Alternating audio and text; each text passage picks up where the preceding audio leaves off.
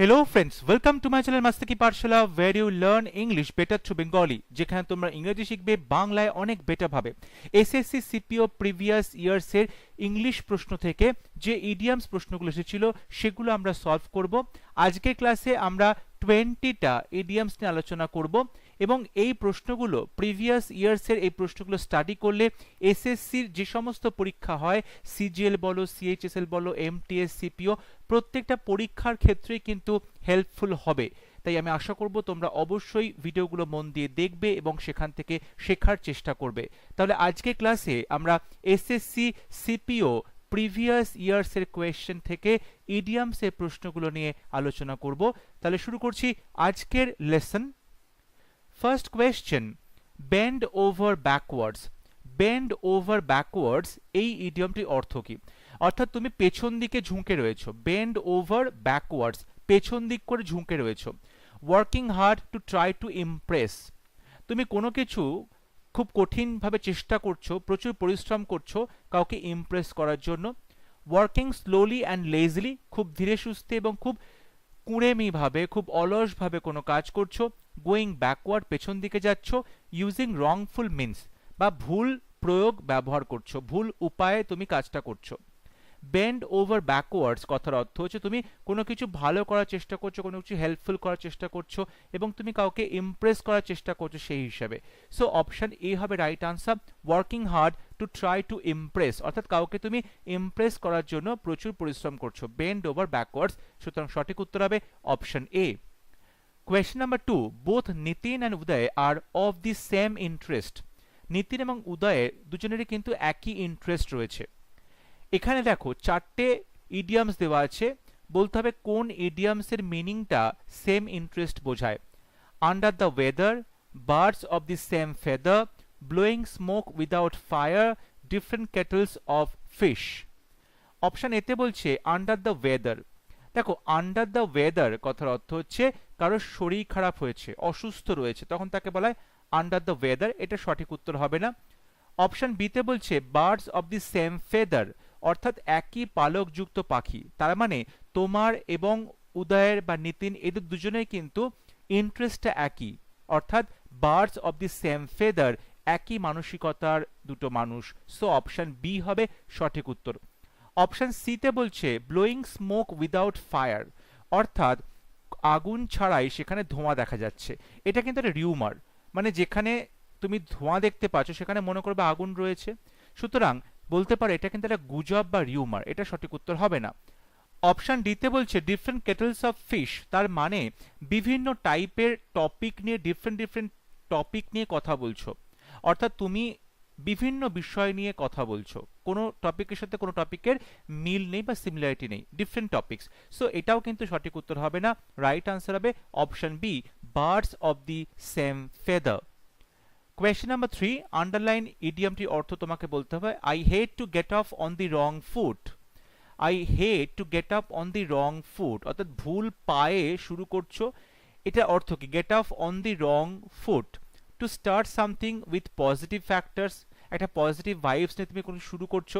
Two start something with neutral factors, to start a relationship or activity badly, to start something with an injury on the wrong foot. সঠিক উত্তর হবে option C, to start a relationship or activity badly. অর্থাৎ get off on the wrong foot মানে কারোর সাথে তুমি সম্পর্ক শুরু করছো, রিলেশনশিপ শুরু করছো এবং সেটা কিন্তু একটা বাজে ঘটনার মাধ্যমে শুরু হলো, অর্থাৎ সেটা খুব বাজেভাবে শুরু হলো। একটা রিলেশনশিপ বা কোনো একটা অ্যাক্টিভিটি আমরা ইউজুয়ালি একটা পজিটিভ নোট নিয়ে শুরু করতে চেষ্টা করি, কিন্তু এমন কিছু ঘটনা ঘটলো যাতে শুরুটা কিন্তু ঠিকঠাক হলো না, শুরুটা ভুলভাবে হলো, শুরুটা একটা বাজে কিছুর মধ্যে দিয়ে হলো। সো তখন তাকে বলা হবে get off on the wrong foot. So option C হবে right answer. Question number 4, the best of both worlds, অর্থাৎ দুটো পৃথিবীরই সব থেকে ভালো জিনিসগুলো তুমি পাচ্ছ। তুমি বলতে পারো যে এমন একটা সিচুয়েশন যেখানে দুটো ভালো জিনিস, দুটো বেস্ট অপশনের সুবিধাটা তুমি পাচ্ছ। অপশন এতে বলছে good things come after bad things, an ideal situation, better to show than tell, make people comfortable. সঠিক উত্তর হবে option B, an ideal situation, আদর্শ সিচুয়েশন। ধরো কোনো একজন মানুষ গ্রামে থাকে, কিন্তু গ্রামে থাকা সত্ত্বেও শহরের সমস্ত সুযোগ সুবিধাগুলো সে পায়, তাহলে গ্রামের যে সারল্য, গ্রামের যে পলিউশন ফ্রি এয়ার, সিম্পলিসিটি, সেগুলোও সে পাচ্ছে। আবার শহরে যে টেকনোলজি, শহরের যে ফাস্ট লাইফ, ভালো কমিউনিকেশন, সেটাও সে পাচ্ছে। তাহলে দুটো ওয়ার্ল্ডের, দুটো পৃথিবীরই সব থেকে ভালো জিনিসগুলো সে নিচ্ছে। তখন তাকে বলা হবে the best of both worlds, অর্থাৎ একটা ideal situation. So option B হবে right answer. Question number 5. Students often burn the midnight oil to qualify for competitive examinations. Competitive এক্সামিনেশনে পাশ করার জন্য ছাত্ররা বেশিরভাগ সময় বার্ন দি মিডনাইট অয়েল, অর্থাৎ মধ্যরাত পর্যন্ত তারা কিন্তু অয়েল পুড়িয়ে বা ল্যাম্পটাকে জ্বালিয়ে রাখে এবং পড়াশোনা করে। তার মানে হচ্ছে তারা প্রচণ্ড পরিশ্রম করে। Put the things on fire at night, রাত্রিবেলা কোনো জিনিসকে আগুনের মধ্যে রাখা সঠিক হবে না। Want to be at a place full of light, না। সঠিক উত্তর হবে option C, work until late at night, অনেক রাত পর্যন্ত কাজ করা, অনেক রাত পর্যন্ত পড়াশোনা করা। So work until late at night, এটা হবে সঠিক উত্তর। অ্যাকচুয়ালি বলতে চাও এখানে হার্ড ওয়ার্ক করা, এখানে বলতে চাওয়ার অর্থ হচ্ছে হার্ড ওয়ার্ক করা, প্রচুর পরিশ্রম করা। সো অপশন সি হবে right answer. Question number 6. More people in Turkey are on the breadline now than 30 years ago. টার্কিতে এখন প্রচুর লোক, অনেক বেশি মাত্রার লোক আছে অন দি ব্রেড লাইন, যেটা 30 বছর আগেও ছিল না। বি ভেরি পুয়ার, আর well educated, be very expensive, earn lot of money. দেখো, অন দি ব্রেড লাইন মানে হচ্ছে খুব গরিব। অন দি ব্রেড লাইন কথার অর্থ হচ্ছে বি ভেরি পুয়ার, প্রচন্ড গরিব। ব্রেড লাইন মানে প্রচন্ড গরিব। সো অপশন এ হবে right answer. Question number 7. Left out in the cold, ঠান্ডায় কাউকে একা ছেড়ে রাখা হয়েছে, ঠান্ডায় কাউকে একা ফেলে রাখা হয়েছে। Left out in the cold, এই কথার অর্থ কি?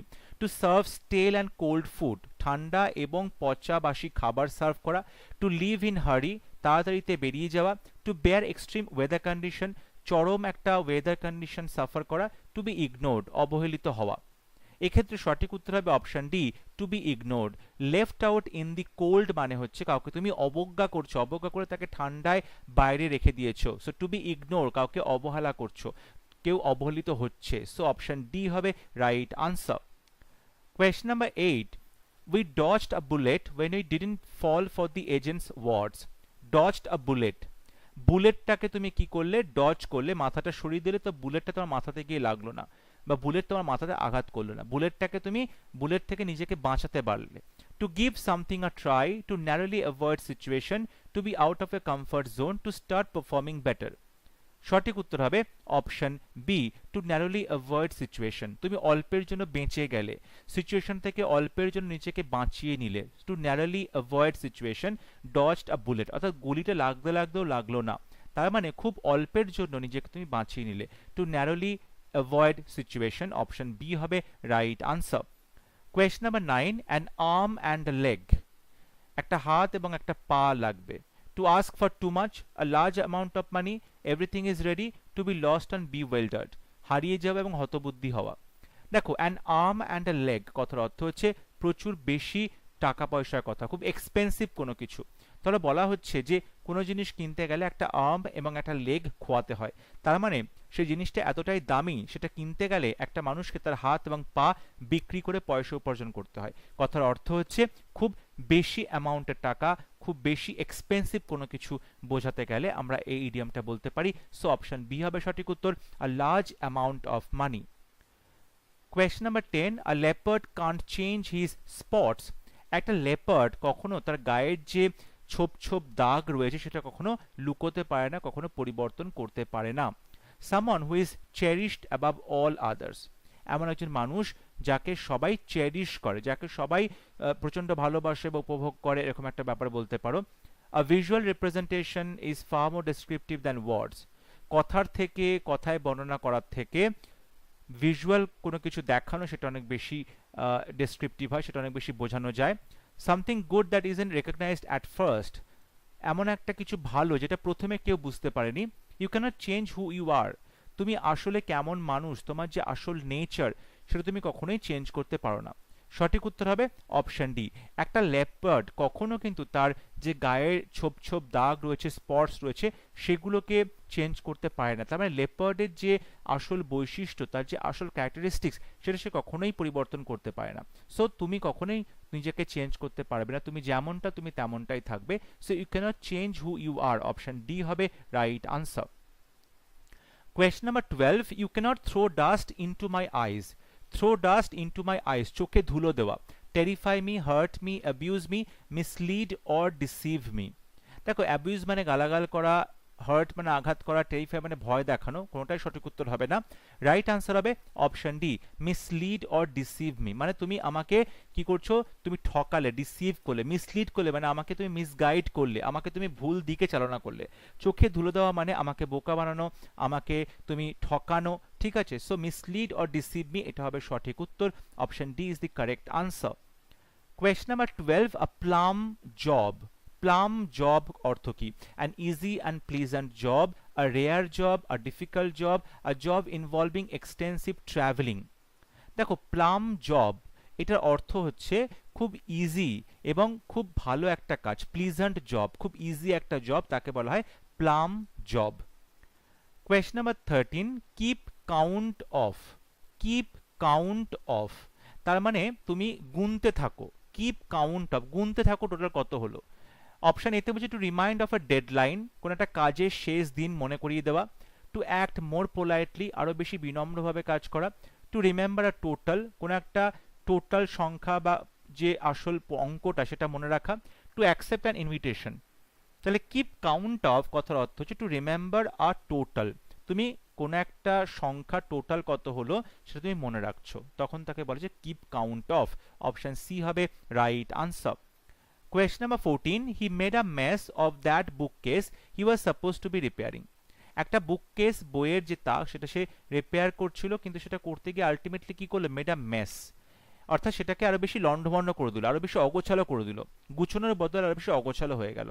এই যে মেড আ মেস, অগোছালো হয়ে গেল বা কাজটা ভালোভাবে করতে পারলো না, এই কথাটাকে অপশনে দেওয়া চারটে কোন ইডিয়াম দিয়ে তুমি রিপ্লেস করবে? Made a pig's year, had a butcher hook, made a clean breast, brought a dog's breast. দেখো, made a pig's ear, made a pig's ear মানে তুমি কোনো কাজ খুব বাজেভাবে করছো, কাজটা করতে গিয়ে তুমি পুরোপুরি কাজটা নষ্ট করে দিলে, ঠিক করে একদমই গুছিয়ে করতে পারলে না। সো মেড আ পিগস ইয়ার, এখানে কিন্তু সঠিক উত্তর হবে অপশন এ, অর্থাৎ কোনো একটা কাজ করতে গেলে কাজটা তুমি ম্যাস করে দিলে, কাজটা তুমি লন্ডভন্ড করে দিলে, আরো বেশি অগোছালো করে দিলে, গুছিয়ে কাজটা করতে পারলে না। সো অপশন এ হবে right answer, made a pig's year. Option বিতে বলছি had a Butcher hook. Butcher মানে কসাই, কসাইয়ের কাছে দেখবে একটা এস আকৃতির হুক থাকে, যেখান থেকে মাংসগুলোকে সব ঝুলিয়ে রাখে।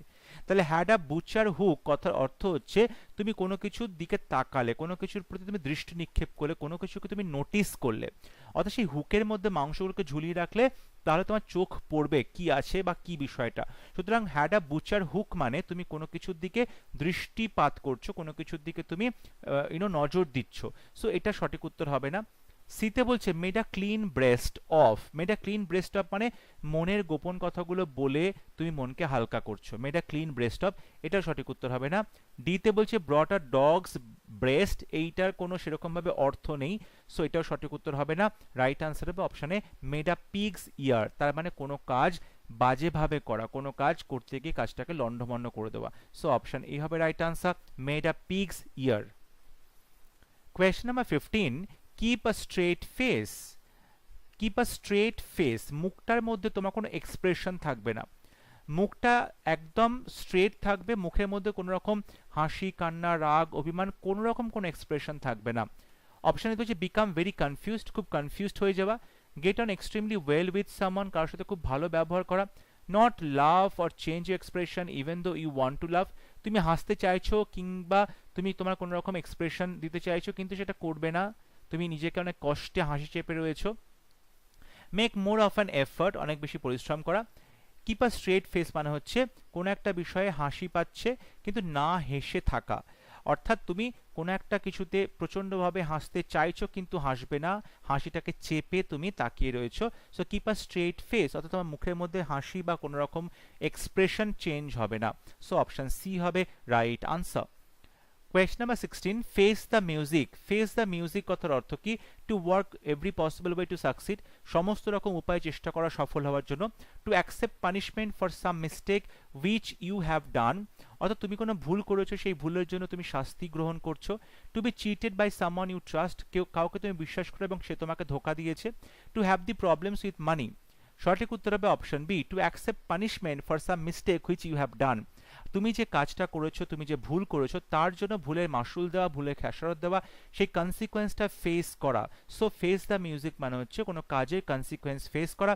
সো অপশন বি হবে right answer. Question number 17, grasping at straws. Grasping মানে মুঠো করে ধরা, অ্যাট স্ট্রজ মানে হচ্ছে খড়কুটো আগলে ধরা। খড়কুটো আগলে ধরা এটার অর্থ কি?